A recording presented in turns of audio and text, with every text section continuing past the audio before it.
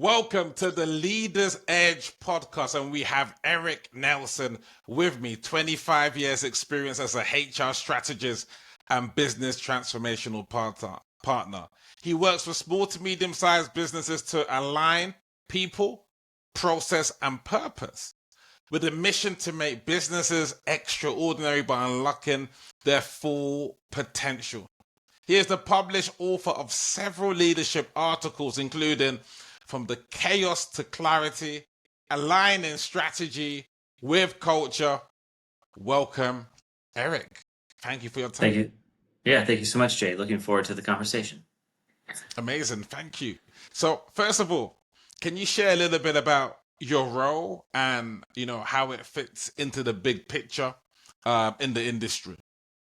Yeah, so I own a consulting company that focuses on, like you said, working with small and medium-sized businesses, usually with the ownership and their executive team, really helping those companies grow and scale and achieving the owner's vision, what they want for their company, whether that's, to become a, $100 million gross revenue company or to sell it in 3 years, whatever the desire and hopes and dreams of that owner. My job is to help them hopefully achieve those things. Amazing. What made you get into that industry? Tell a little bit about your story. What Yeah. made you get into it? Yeah, so I've been working in this capacity for a very long time, 25 plus years, approaching 30 at some point here. But I worked at some of the best companies in the world. HP, Nike, spent a long part of my career doing those things, working for those companies. And my dad was a small business owner. Oh, And wow. my dad collapsed and died from a heart attack at 57. Sorry to hear that. And yes, and so that, and never achieved the hopes and dreams that he had, and left my mom with not a lot, but inventory of the company that he owned. And so I figured out how to switch my life around a little bit and really focus on helping making sure companies like my father's company didn't go through the same thing my family did. And so I spent the last 11 years working with small and medium-sized businesses to hopefully never, ever hear that story again. Wow, that's a powerful story. Thanks for sharing that. Yes. Tell us what Yeah. a typical day looks like for Eric Nelson. Yeah. So I I'd love to work out. So first thing in the morning, I usually work out, get that all those endorphins going, so I'm ready to roll in the morning. But I spend part of my morning then reviewing some different leadership articles to help myself continue to grow and scale my own abilities, and then and have a few key mentors that I've worked with for a long period of time. And then I have my day planned out with different companies I work with. So I work with anywhere between one company per day to 8 in a day. This happens to be, and I have some support staff that helps me with that. And then we go to work on the key tasks that we've identified with those companies, where they're high level strategy work that we're doing and developing workshops, to then completing some of the day-to-day tasks that people need as they outsource human resources to us, and or working just as an executive coach, whatever that happens to be, working completely to do that. And then to obviously always looking for new additional opportunities to help businesses be better in my local market and or broader. I do a lot of work that's face-to-face. I really am about the relationship, because I can't get to know what those business owners really want and desire in their heart unless I know them personally. And so I spend a lot of time doing that as well. No, that's powerful. And I can see when we had a chat earlier, you asked some fantastic questions. Like, you're very well poised.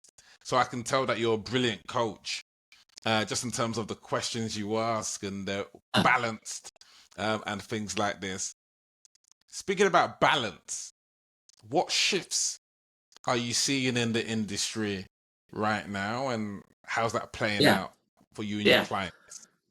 Well, so obviously there's the whole AI thing, right? So AI is playing a role of business owners have always been ones like, how do I get help as inexpensive as possible, right? So there's a lot of focus that business owners have in the space of AI and Chat GPT or whatever AI solution you're trying to use.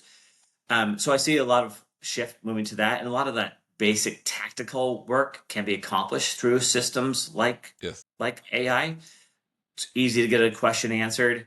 The hard part is knowing how to implement that, and that's the key, right? So, um, business owners, executives, using AI, asking the right questions, Jay, like you talked about a little bit, those things are really important. And a lot of times that doesn't occur. They're asking a question just based upon a small context of information when you actually need a much larger answer solved. And so part of it, the shift is business owners are using AI in the HR space, in the executive coaching space. They're using that to help them get some solutions or ideas what to do. Where me and my team come in a lot of times is now that you have that frame lens of what you think needs to be done, is how do we do that and implement that across your organization? So that still exists today. Um, the work that we do as leaders in this space.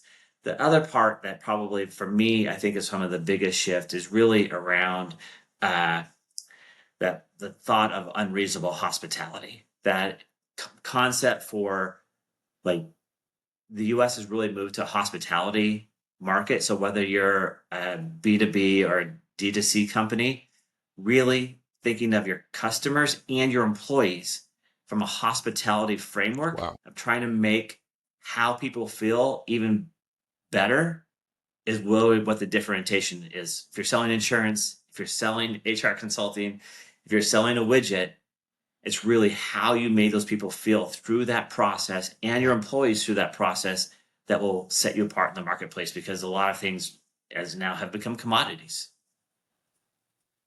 That is so powerful. And we look at the word, the initials AI. What does A stand for? It's artificial, right? And so to a certain extent, all of these tools become commoditized. So what really matters, it's the relationship, it's the coaching that comes with the tools, it's the vision Right. that comes with the tools, rather than just like, hey, here's Claude or Grok. It's like, okay, you know what I mean? Yes, It's yes, like, yes, yeah, the absolutely. actual human side. So I think with the increase in demand for AI, there's an even bigger increase, as you said, the Yeah, hospitality, the human, yes, the face to yeah, face, the workshop element of things, which is yeah. AI absolutely can solve amazing. a lot of problems. It also can create problems if things aren't being implemented correctly. You're running with a handful of ideas without full context of broader solutions. Amazing. Can we dig into from chaos to clarity, aligning strategy with culture? And I think the particular challenge is with all of the different generations now and Gen Z, millennials, and like, how we integrate. So, how do we align strategy with culture? Really, I mean, so I think from a chaos to clarity, it's really around understanding how people move from A to Z, right? So all of us resist something new. It's just natural. Someone says, "Hey, Jay, it'd be great if you actually learned how to be a better cook." You're like, "Wait, I'm not. I'm a great cook. What are you talking about?" Right? You're like, the initial reaction is like, wait a second, I got this handled. I already know this. And so part of it is like, how do you help people understand those things better and Mhm. faster so you can move at the speed of AI? You move at the speed of business today. And part of that is then following set of like understanding how people transition.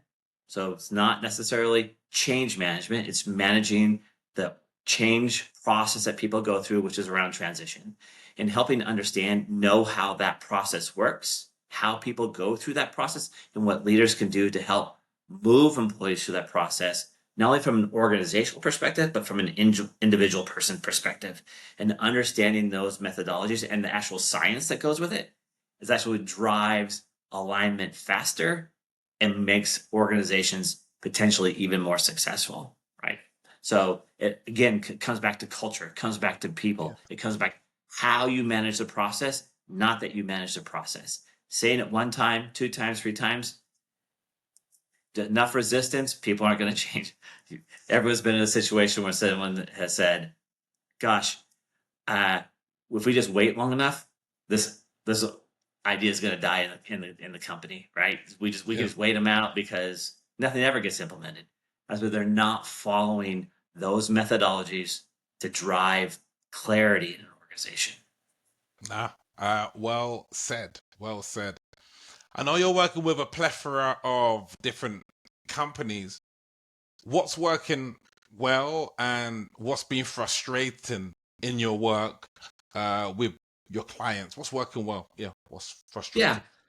Yeah, things that are working well are the concept of unreasonable hospitality, the concepts of managing organizational change and individual transitions. Those things are working well.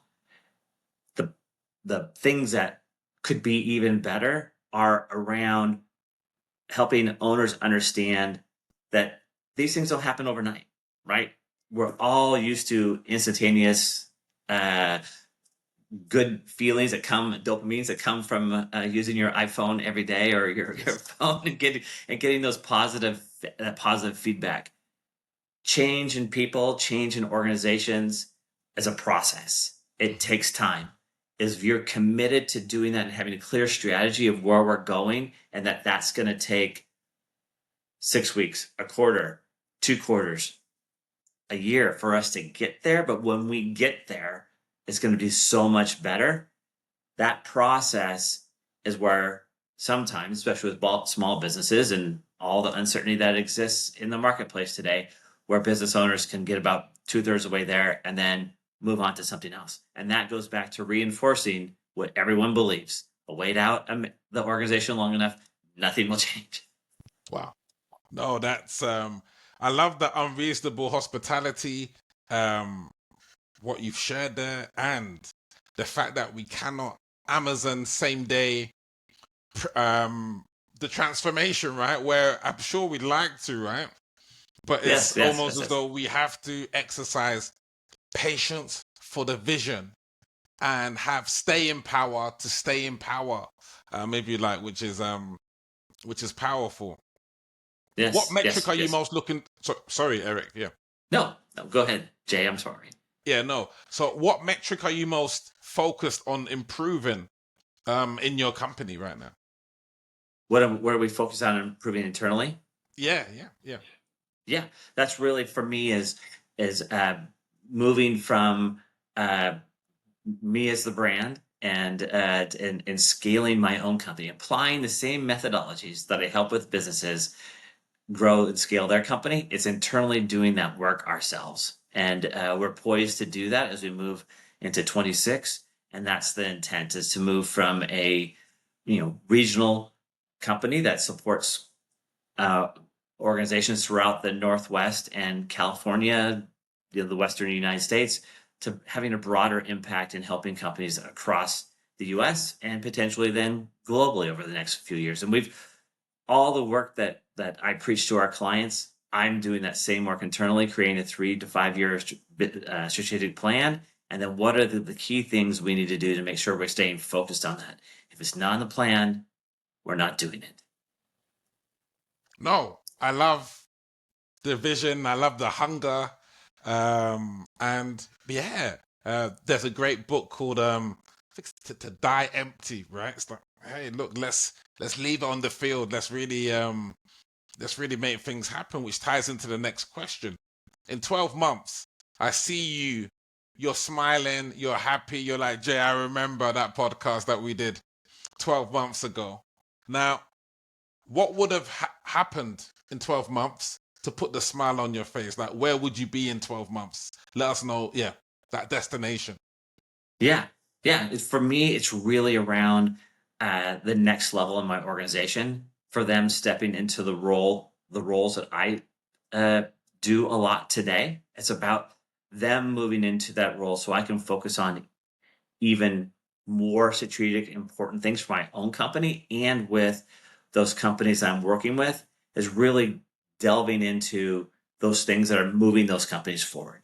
Really. So for me, obviously I get a lot of enjoyment out of growing, scaling, and having individual success and business success within my own company. but seeing the companies I work with achieve their results, because then that proves out the work that we do on a daily basis. It makes, when you can drive down a street and go and look at, oh, I help this company, I help this company, I help this company, and that their experience, those owners' experiences, their employees' experience is even better, and they're being recognized for it. That's where you get the real joy of the work that you do. No, that's extremely powerful. And joy, I think there's a book that I read called Energy Leadership, the 7 levels of energy leadership. And it's just so powerful that there's a state in a group, whether that be fear or joy or limitless power. And like what I can see from you, Eric, is that limitless energy here. Look, let's go nationwide. Let's go Yes, yes, worldwide. It's because this is possible for us in this using the yes, tools available and things like this. yes. Absolutely. And if you're not leading with the right passion and energy, right? So no one wants to follow someone who's down the dumps every day. That's a difficult pill for anyone to swallow. Like, if you can't get energized, why should I be energized, right? A So hundred leaders go percent. first. A Leaders hundred go percent. first. You mentioned scaling. Some people may be watching this thinking, if you were to boil it down to two principles or two strategies, whatever you like, what would those two things be to maybe enable someone to scale from 7 figures to getting towards 8 figures? Like, yeah, your Yeah. principles, Yeah. for example. Yeah. So number one is dispositioning the work that you do today, right? So there's delegation, which a lot of times mean I still own it. I'm still going to follow up. I delegated this to you. I'm going to follow up and make sure that you have it done. If I disposition the work, I've given you full ownership to own that work, do the work, and be accountable for the work. And so creating that accountability through dispositioning of work. So as a leader, for me to go from 10 million to 50 million or 50 million to 100 million, I, as a leader, have to evolve and change myself. And the work that I'm doing today, I cannot be doing in the future. But if I hold on to that work, I am disabling the growth of my company.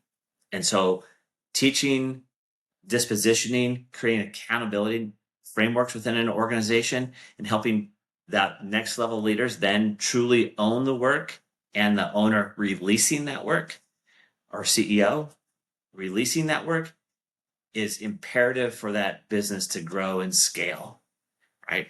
And then two is learning how to then master those new uh, capabilities and competencies that I have, so that I learn how to manage managers of managers, so that's a whole different thing. How would I hold people accountable when I don't know how to be a leader of leaders, a leader of leaders, like that entire process, like that leadership framework?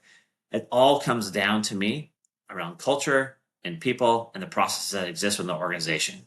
If you don't have those nailed, it doesn't matter that you have an amazing product, because if you have the amazing or the right culture, you're going to attract the beautiful, talented people that are going to develop repeatable processes that make an amazing product that people stand in line to buy. And that's the key for me: is create culture, attract the right people, they'll deliver the processes that help you grow and scale your business. You have to unlock that and be unwilling to unlock that as a CEO or an owner of a company. Okay. Thanks for sharing that. One of the last questions, someone said to me today that leadership isn't about you, it's all about them. It's making it about the people that you're leading, creating leaders. Um, what's what sums up leadership for you? How would you describe leadership? I think leadership is really around understanding the hopes and dreams of the people who you're in front of, right?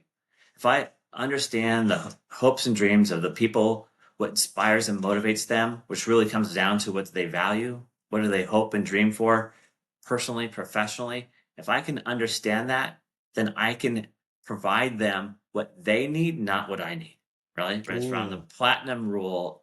So there's a golden rule.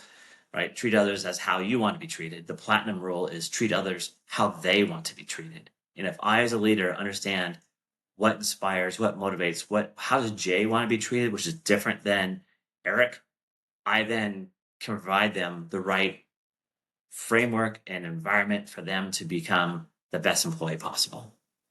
Wow. Extremely powerful, and really enjoyed your succinct, clear, lucid insights today. Tell them, Eric, how can they get in contact with you? I know HR consultant by NelsonAssociates.com, but generally, how can they get in contact with you, Eric? And, who do you help specifically so they can reach out? Yeah. So obviously the website's a great place. There's a opportunity to connect with us through our website, LinkedIn, all those socials like that are an important way for us to get connected. How we and what we do is we work with companies every day that are from startup to companies that have 500 employees, Wow. or as C-suite individuals that want to grow and scale their own capabilities. We work directly with them as well. Most of the work is done on behalf of those companies that sit between startup to several hundred employees, and work with that leadership team to help them achieve what they believe to be possible. Okay. Eric, has been an absolute pleasure. I love your energy. I still don't believe you've been in the game 25 years. I'll call you Benjamin Button here. Yes. In that regard. So I don't believe that. I really don't believe that. But here we Almost are. 30 years. Just